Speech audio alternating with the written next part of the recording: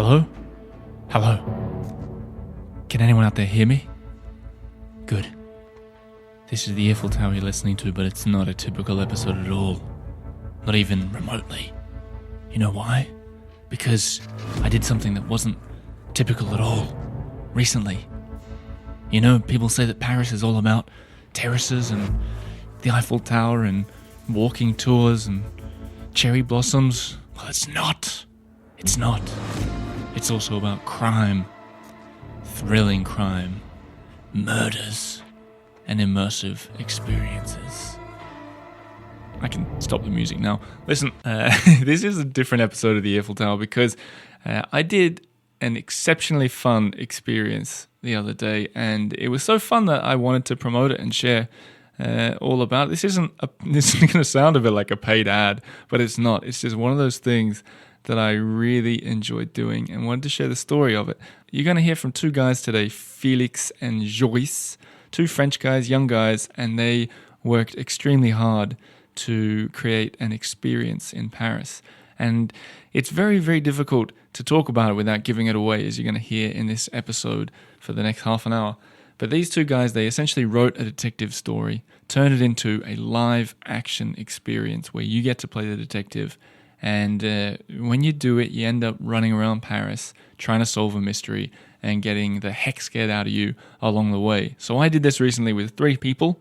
If you want to see those 3 people and our reactions to it, I'm about to post it on Instagram stories, a little of our of what we got up to. But this next half an hour is Felix and Joris talking about how they came up with this wonderful idea that's so different to all the stuff you can do in Paris. Really, really different. And if you're not really easily scared and you fancy walking, well, sometimes jogging around Paris and solving a frightening mystery, then I highly recommend you do it. Live thriller, check it out.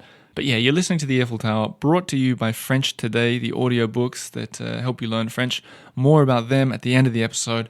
And one more thing, this episode I'm dedicated, you know, sometimes I dedicate an episode. Well, this episode's dedicated to Nolene and Jeff in Perth for their 47th wedding anniversary. And there's a bit of a story behind that. I'll tell you at the end of this episode.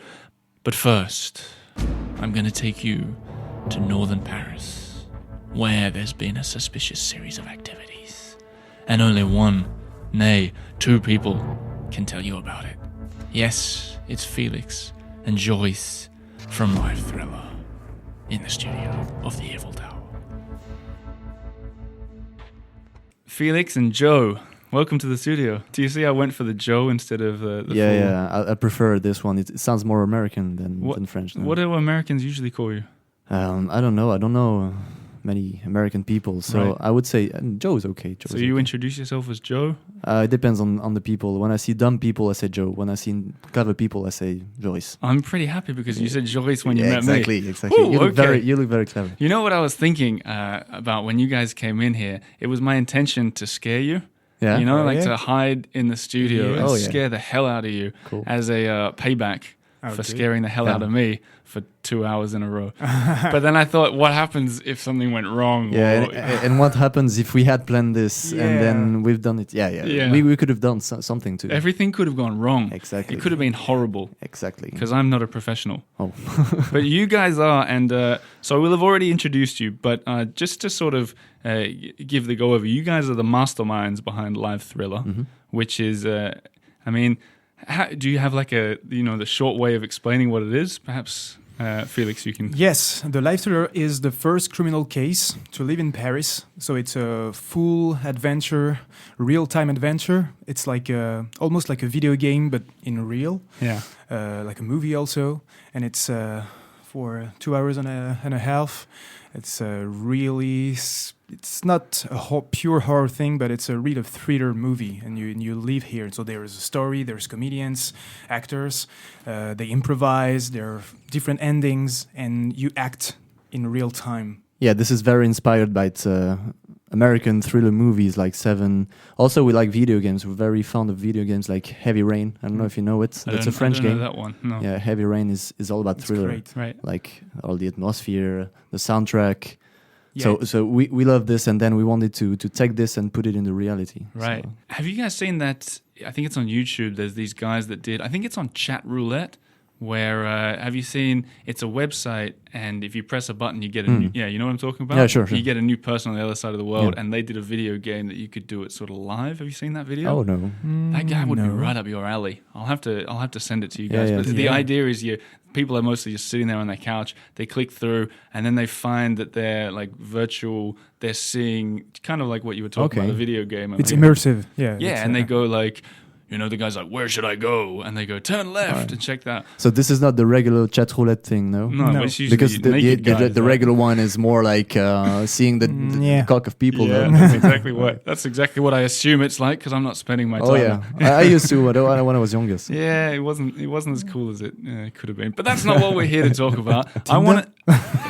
Was Tinder the new chat roulette? It's not Tinder. This is not Tinder. This is chat roulette. What I want to talk about is I've done your experience. Can we call it an experience? Yeah, sure. Yes. And I want to give it a gleaming review. And I really thought it was brilliant. Like, really fun. I'm sure you guys have heard this a lot from people that have done your tours. There's a great feedback from people. I can imagine. But when I did it with my friends, now you guys will have to stop me if I'm giving away too much, right? Just stop me. No problem. Stop word. What is it? because the idea, dear listeners at home, is that this immersive experience, these guys don't want you to know exactly what's going to happen, and it's better like that. If you knew every twist and turn, Exactly. it wouldn't be very fun, right? So I told my friends, and remember, stop me if I go too far. I told my 3 friends who were with me to meet me on the corner, and they said, "What are you doing?" And I said, "I can't really tell you." And I didn't look. I knew it was good and had good reviews. Yeah, pure surprise. Yeah, I didn't look it up too much either. Like I got the idea. I saw you have a trailer on your site. We have Yes. we have a trailer, and we also have on the website. You have like a prologue of 3 chapters. This is like interactive photo novel on the website, Right. which depicts all the previous events before the show. But it's not compulsory to look at it. Because you watch a movie trailer, it gives away too much, almost always. Yeah. And I was like, I started watching your trailer, and just for the fear that maybe it would give away, I still haven't watched it. So I went in blind as well. Okay. And we're all standing on the corner, and are we allowed to talk about what happens at the very start? So you meet the detective, and so none of us knew what was happening. Yeah. And then we went into the first room, and we're like, whoa. So we were like totally immersed in it. Great. I didn't read this. I looked at the Instagram page, and then I closed it. And it was an excellent way to do it. And then we went through the whole thing. And then, without giving it away at all, when it finished, and this is what I think is the sign of an exceptionally good experience, is we went and had lunch, and we talked about it for half an hour. That's good. And you That's think amazing. about, I went to the Moulin Rouge recently. It was fantastic. But you come out of it and you're like, yeah, that was great. Wasn't that cool? And then you go and do something else. Yeah, it was something else. But you really leave something, and Yeah. it was something shared with the other people. Yeah. That's the best for us to hear It's this really important. because that's the thing we're most proud of. That's the feedback of people, and that people can take the whole story that we've made up for more than 2 years. That this was a very personal story. What do you mean personal? Did this stuff happen to you? You don't want to know, but I think I do want to know. for more than 2 years, we were like, okay, this is very creepy, man. You're very sure that we should do this? Are you sure? Okay, let's do this then, and we'll see afterwards. And then It's personal. We came to the first live test, which was just 1 week prior to the first bookings. 10 groups. Yeah, 10 It groups. was crazy. Only 10 groups It was testing the So experience. you spent 2 years making up. So Almost 3 years, yeah. Okay, and then you had the live test with friends or something? Friends, Or- but this was very, very just before the bookings, the official bookings. So we were like, okay, why? If now it doesn't, works. it doesn't work well, we're in big shit. Yeah. It was hot. It was hot. We were really scared about the first day because the first day it was completely full. Yeah, then no slot free. It was completely full. Yeah. And then we had the first feedbacks, and we say, okay, now we release. That must have been stressful for you. Yeah, very stressful, very stressful. You don't want to know how we looked like at this time. No, I don't. I don't want to see. Like real zombies. Really. Right, Yeah. you could have played a part in the experience. Of course. You should have just. And we did. Actually, we sometimes play the part just to keep the contact with the Exactly. show. Really? Yeah. we can It's do. amazing to play. It's to do the actor. It's so powerful. The communication that you have with the people, the interaction. It's really something. With 2 hours and a half because it's long. Yeah. At the end, you really have something something happened. Yeah. Really. Yeah. And you guys must have I mean, I'm imagining people listening to this at home, and I will have done an introduction, but we can say there's 2 actors in it? You can say it. You can say Okay, so there's 2 actors, which could be you potentially for the guys at home, but there's a bunch of different people involved in it. Yeah, I mean, exactly. like any day it could. I mean, how many people do you have? Almost 20. Okay, so Yes. any day you could get a different experience. Really, I Of mean, course. if I were to do the same thing again, And there's many the- characters yeah. in the yeah. The experience is very different from one actor to another. Like they have, of course, they have a script that makes the script is 22 pages long, right? but they have lots of freedom to do. Okay, how do you want to play it?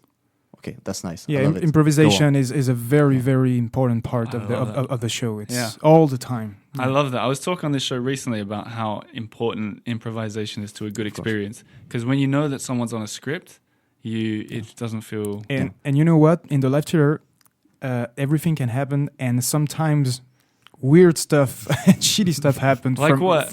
I don't know. Someone is locked in the wrong place, in the wrong. It just locked the door, and it was not a part of the thing. And so everything can happen. It's every day there are problems, and the actors, they adapt.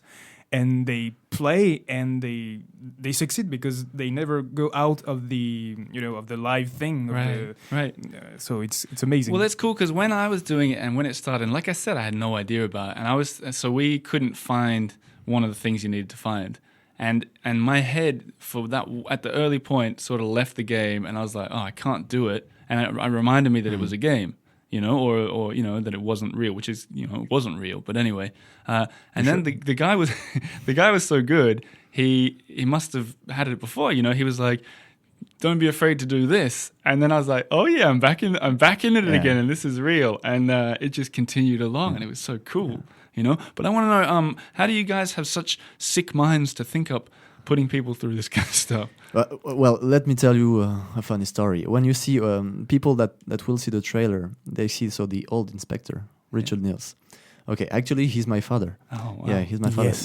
He's not a professional actor. He's used to be an English teacher Really? in the real life. He's amazing. But he's like perhaps one of the most experts in thriller books and movies in whole France. Really? Yeah, and when he was an English teacher, he used to make some exercises for his pupils, for his students.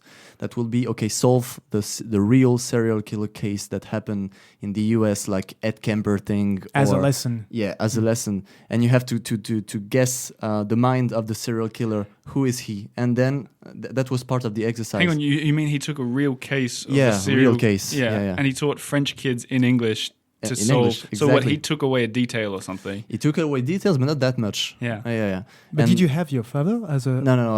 I didn't have it as a teacher, but he did it, and this was nice for the students. It was So nice. when you guys were writing this, so it was you guys that wrote the script, right? Yeah. Yes. So he looked over and said, "Come on, boys." He had lots of ideas. Really? Actually. Yeah, Lots he of- had. He drew some Yeah, sketches and yeah. stuff. Really? Yeah, he got involved in all the settings. Has he done the experience? Hasn't done the experience at this No. time. He hasn't? No. No. Richard Niels. That's not his Richard real name, Niels. is it? This is not his real name. So No. tell me- Richard. so tell me, you guys are from, you're not from Paris. You've got an accent that surprisingly sounds like an Avignon accent. That's right. true.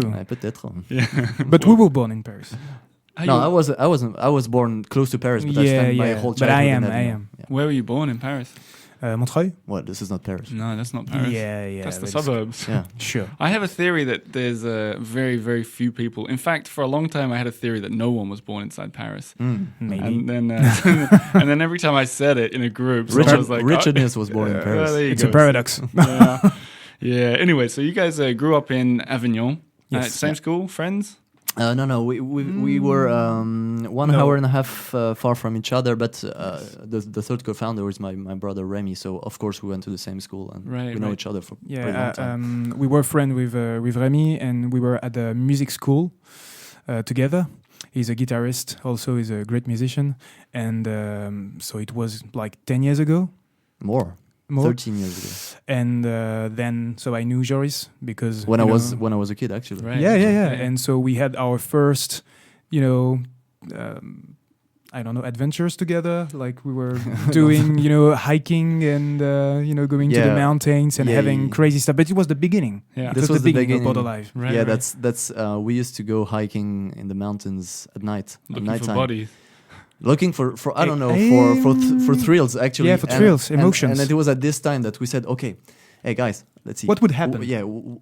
What if something happened right now? Exactly. Like it's true. Yeah, like if one of them just disappeared. Disappear now. And can we make this like a show? A scenario, something.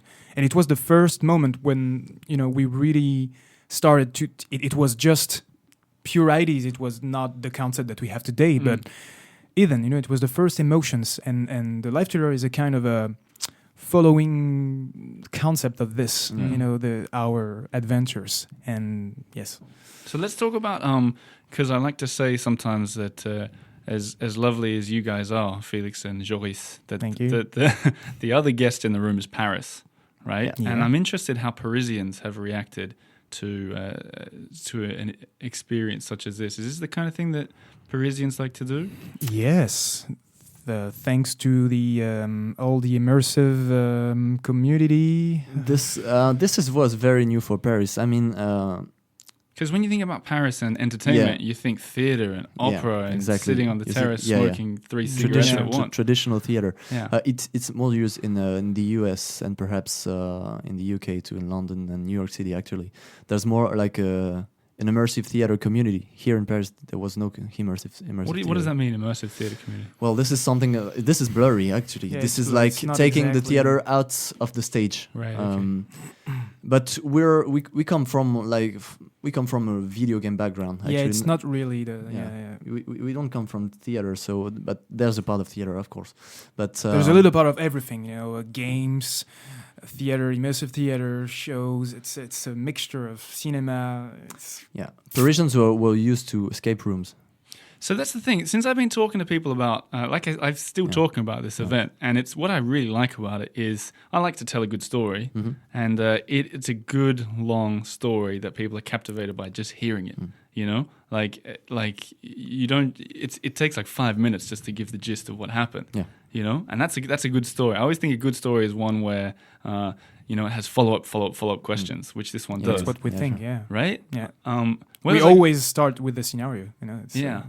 So the escape room, when I've been explaining it, a lot of people have said, oh, it's like an escape room. I'm like, well, I've never done one, but I don't think it's... This is both very far and very close. Actually, we never ever took the example of escape rooms. Actually, Felix and Remy have just done one escape room in their life. This is close because we're both inspired by video games. Yes, it's the same inspiration at the beginning. But in the game, we start from the scenario. We start, okay, what kind of scenario, what kind of atmosphere we want to give to people, and we wanted to last for more than 2 hours because it's impossible to do otherwise. This is the length of the movie, so we cannot say do it shorter. And at the beginning, it was more than 2 hours. It was almost 3 hours and a half, and we had to cut and to simplify. Just 6 months before the launch, we were like, okay, guys, let's do a meeting because the experience right now is like 3 hours and a half or 4 hours. This is really too long. Yeah, so we simplified some parts of the scenario. So it was not so cool to do, but. But what's cool, and I'm constantly on this tightrope of not wanting to explain too much, but I think it's not spoiling it to say that you're out in the streets and going to different parts of Paris, different buildings even. Yeah. And just that is a cool concept. People love this. Yes. Yeah, because you don't, even just generally, it's always cool to go to a friend's apartment in Paris because the buildings are always so cool. But what you've done to them is incredible. And you see no signs, like you don't see the life thriller here. Yeah. Exactly. I know. So you have to find the places, the locations, and sometimes it's so weird. That's what I was going to say. Is that what took you 2 years to find apartments? No, actually not at all. No, but it was very hard. It was very hard, but not that long. Hard. And are they cool with you doing what you've done to them? Because they're not just normal apartments anymore. Do they know? We destroyed them. Yeah, we destroyed them, but actually they were not beautiful venues at first. Right. One of the buildings was abandoned for more than 2 years. Oh, really? Yeah. So yeah, we just tried it, but at first it wasn't new at all. So let's talk directly to the listeners, right? So imagine that a typical person listening might be, well, I don't think there is a typical listener, but there's someone who wants to come to Paris and they realize that it's important that you can do it in English. Mm-hmm. You can do everything Yes, is exactly. in English, Yeah, which is probably why you guys came on my show right now, knowing that Americans and we Australians- love to Yeah. speak English. We've started with the show. This was one of the first rules. Like, let's do it both in French and English. Let's have an English speaking. Well, this is a transparent name. Like the live thriller can do both in French or English. But this was, and we want to open it elsewhere too. Yeah, so. exactly. Okay, cool. So let's say you're talking directly to some potential tourists out there. Is there anything that they should know why they shouldn't do this kind of experience? Mm-hmm. What if they scare easily? If they're too scared, that they can come during the day and with a group, a more important group, like 6 people is okay. If you want to be really scared, just come At night. two people at nighttime at 10:30 p.m. Because the best moment. Yeah, you're gonna finish the experience at almost 2 a.m. So that's scary. Yeah, And the do you favorite have people moment. who get too scared? Yes. Yes, it happens What sometimes. happens People then? that want to stop, and Yeah. I had it the last time I played a girl. She really want to stop, and I came to her and say, "Come on, calm down. We are professionals, and they are professionals, and everything is under control. It's gonna be okay. Trust me. And at the end, you will be super happy. Trust me." Yeah. And then she, okay. Do I have to come back there? Yes. And oh my God. And then she finished the game and she was super, super happy. And it was amazing because, yeah.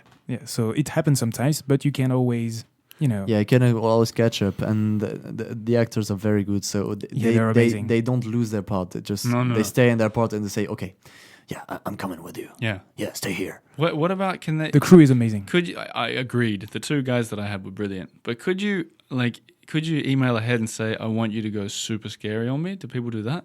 Because I would do that. I think It happens a few times, perhaps, that people say, "Okay, we're very motivated. Go on, Yeah. do it hard." Yeah. For the complice thing. Oh yeah, and we have also something that we didn't expect at all. Yeah. Which was people coming back right to the show.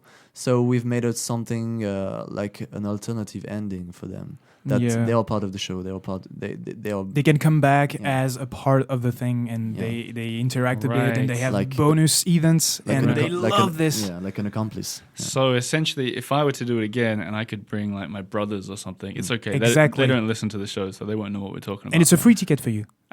So free ticket for me. Yes. I bring my brothers along, and then a somehow bit of promotion. then somehow I get involved in it, and they won't know that that's happening. No. That's they won't pretty know cool. it. They won't know it. If you don't tell it.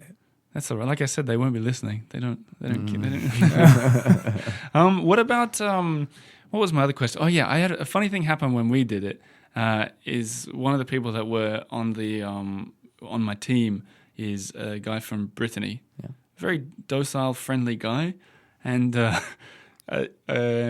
being careful how I say this here. He said when there was a sort of hostage in the room, my friend Fabian said, "Can I kick him?" He showed some new kind of And everyone personality. everyone was like, "What? Yeah. Why do you want to kick him anyway?" Are you revealing yourself? I think, Yeah. You see different behaviors. Like you see very calm people in the It's beginning that turn out to be like very angry. Like, okay, I want to kill him. yeah. Yeah, and with the walkie-talkie, that's during the game you have always a walkie-talkie to communicate with the inspectors, and you see people that okay, we're gonna kick the shit out of him. Yeah, this is That's very fun. crazy. Yeah. What about They love to play. Yeah, People love to play. They need this. I said to my friends as we went in, I said, I'm going to go 100% in on this, and I'm taking it very seriously. Yeah. And if you don't want to take it seriously too, you're not coming. Because it's more like it's just so much more fun. Of course. If It's you take it totally- 100%, the actors will give it back to you because Exactly. they feel that you're very involved and they will go further and further and further. Yeah. What about, so we said already that there's bits out in the street. That must cause some problems. Actually, not that much. But it It's must okay. have some once or something. No. What? that feels like Actually, yeah, we expected some troubles in the street because this is Paris. But why did you roll your eyes when you said this is bad? But it's very controlled. Yeah, We try to be very secure, and the actors are always communicating each other. It's they know where the people are. Exactly. Actually, you don't see it when you're doing the show, but you're under surveillance, like 100%. Yeah. I thought maybe there'd be a time when like some. Like a real kidnapper came along and piled like all 4 people into the van and took them we to have Avignon. Limits, But what about, is this something that's happening in Paris or France, like more of these kind of events, or is this still a really sort of unique one-off experience? This is unique. This is a unique experience. I mean, we've been looking at lots of things. Of course, in France and in the whole world. In France, there's nothing. I mean, there's lots of escape rooms. That's a different one. And in the world, you have immersive theater, this is more theater. This is not playable. This one is playable. We don't really think about this. Like we just wanted to do our thing. We just tried, and we worked really hard for 3 years. It was really long. It was not fun sometimes, and. It really took a lot of time, but it was the thing. We just wanted to do our thing, our story, our experience. It's just like this. We have the idea. It's very personal, It's very special. We know it, but at the end, that's the thing, It's part of the game. It's special. It's totally. But that brings the next question, and perhaps leading towards the final question. Where can you go now? What's the next step? That's a very good question. We're working on it. I want to hear some answers. There's many things, but we can't really... That is a little bit too early to tell the topics. You guys just want to invite back on the podcast again, Let me guess. You want to do things in other countries? You already said that. In other countries, sure, yes, but in completely different topics. Like we've done a thriller movie. So right now we're gonna do. Don't say too much. No. We're gonna do different. You can say too much. No. We're gonna do very different things, but what we can say that we are actually working on it and very actively. So very hard. And not just on one, just on 3 different experiences, right? Actually. Yeah. Okay, cool. I guess you're not going to reveal it yet, but you've got an open spot on this podcast anytime you want to spill the beans. Sure. But. I think we need to end on this. You need to tell people out there in podcast world why they need to do your experience. If you love video games, if you love thriller movies, if you love to play and to have fun and to be not really scared. Yes, if you love to be scared, just come. But if you like to play, just... Actually, if you ever wanted to be in a leather... Inspector. In a leather jacket, Inspector, in the middle of the night with the rain pouring. Yeah, just come. That's the thriller movie, typical thriller movie, and you're gonna live it. If you really want to have fun with your friends and to have a great souvenir, that's the thing to do. Right. And last question here is, I mean, a lot of people come to Paris armed with the knowledge of the typical tourist stuff to do, and there's nothing wrong with that. I mean, like they go, I want to go to the Musée d'Orsay. Sure. I want to go to the Galerie Lafayette. Do you think, there's room for that kind of stuff still? Of course. I think this is the perfect way to end the trip. Like, you can do very typical thing, because Paris is beautiful, actually. Yeah. Really. But end with the life thriller, because you will see something very different. Like a whole new kind of Paris that you wouldn't expect. The darkest Paris. Well, on that note, I'm going to round things up before you guys get too excited about this Darkest Paris. Thank you very much for coming into the studio. Thank you. And thank you for the experience. It really was excellent. Our pleasure. Thank you for your feedback.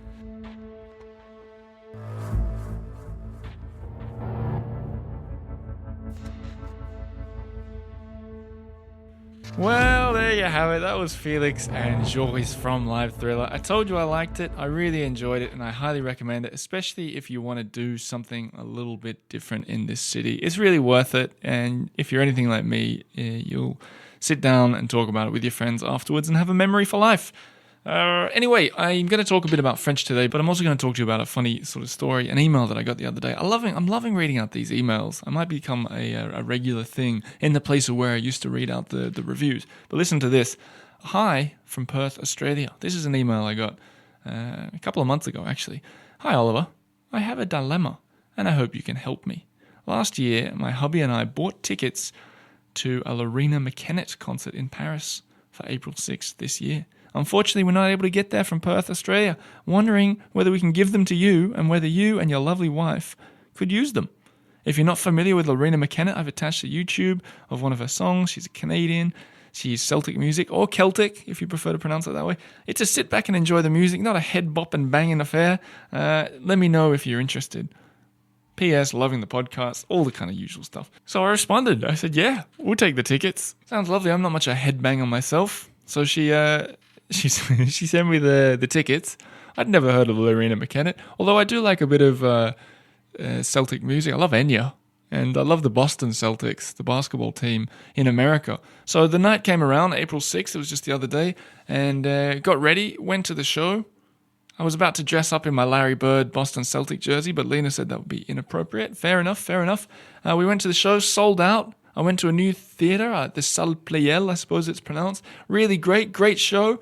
And, I celebrated Jeff and Nolene's 47th wedding anniversary for them. So I just wanted to read it out and say thanks, Nolene and Jeff. Congratulations on your 47th wedding anniversary, and thanks for thinking of me to go to the concert in your place. And as a little thank you, I surreptitiously recorded a little bit from All Souls Night, which Nolene said was her favorite song by Lorena. So I'm just going to play that over the background as I speak. If you're listening to this, Lorena, don't sue me for using your music. I don't know. She said we could record videos, so I just figured I'd use a little bit.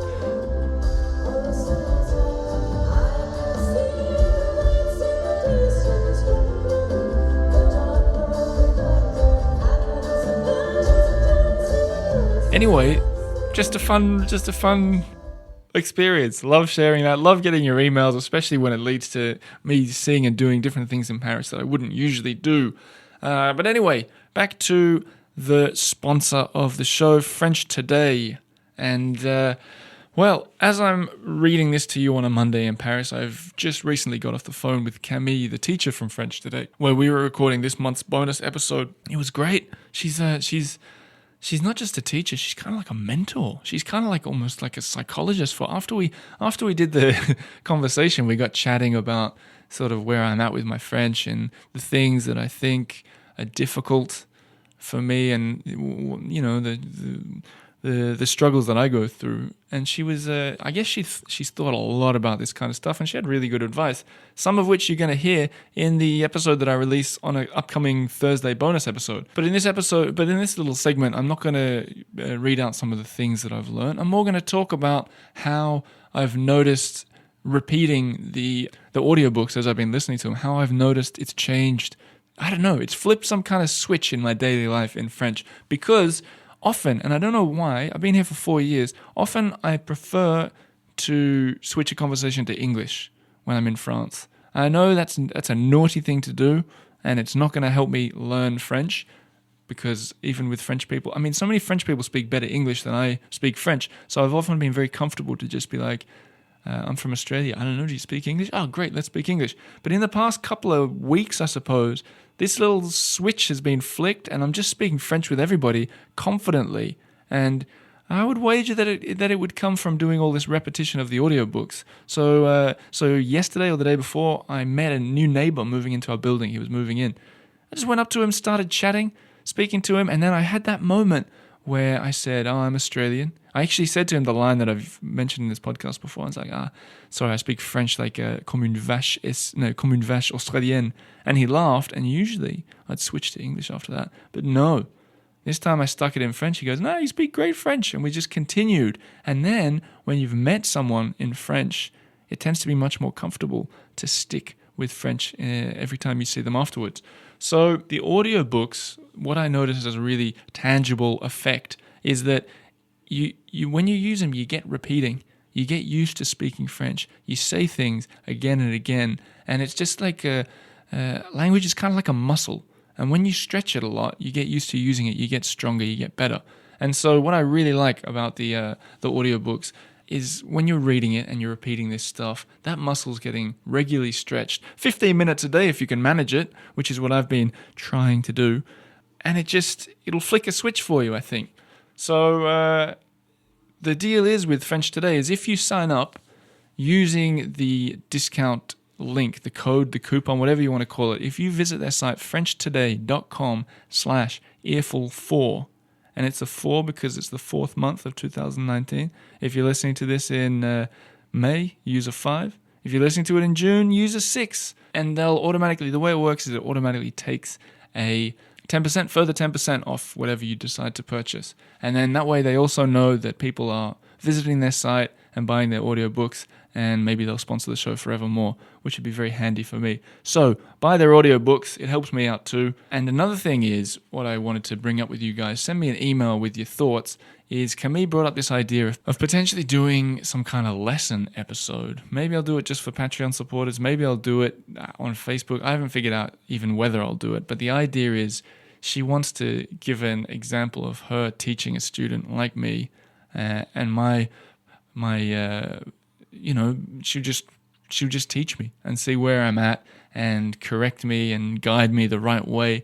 And we're discussing whether you guys would find that interesting. We're also discussing whether it's a good idea to show my vulnerability to everybody, because obviously I'm not perfect at French. You guys would all be sitting there going, this guy's not perfect at French. And I don't know whether it'd be interesting for you. So I want to know if you think that would be something that you could find yourself watching or listening to. Send me a little email, put a comment on Instagram, put a comment on Facebook. Tell me what you think. But yeah, anyway, FrenchToday.com/earful4. If you want to learn a little bit French, go and check it out. Otherwise, I'll be back on Monday with another episode. Thanks for listening, and have a lovely week wherever you are in the world. I'm Oliver G. This is the Earful Tower, and au revoir for now.